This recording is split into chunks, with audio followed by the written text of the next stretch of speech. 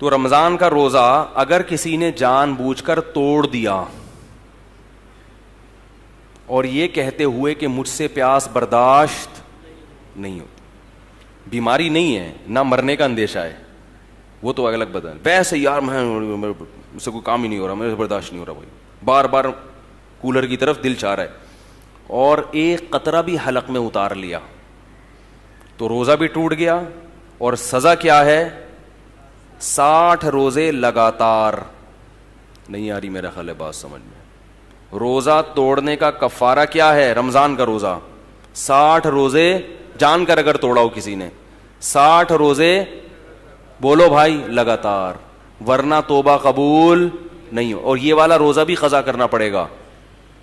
اور وہ جو 60 روزے رکھنے ہیں ان میں اگر 59 روزوں کے بعد آپ کی طبیعت خراب ہو گئی اور 60واں نہیں رکھ سکے تو پھر پہلے دن سے دوبارہ، یعنی اس میں بیماری کی بھی کبھی عذر قابل قبول نہیں ہے،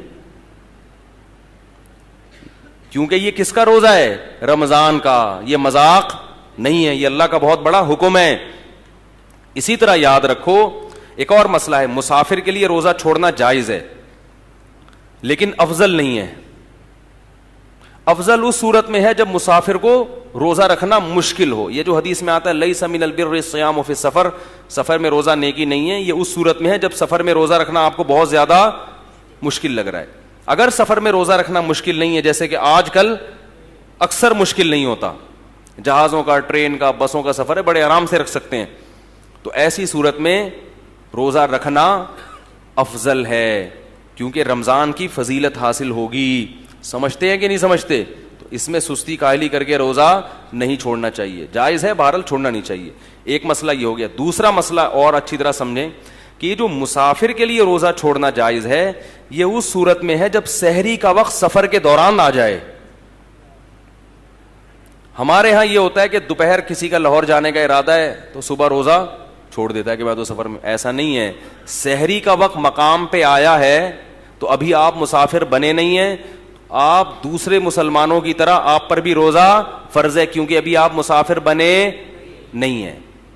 اب جب آپ نے روزہ رکھ لیا تو سفر میں اس کو مکمل کرنا واجب ہے، سفر میں آپ وہ توڑ نہیں سکتے۔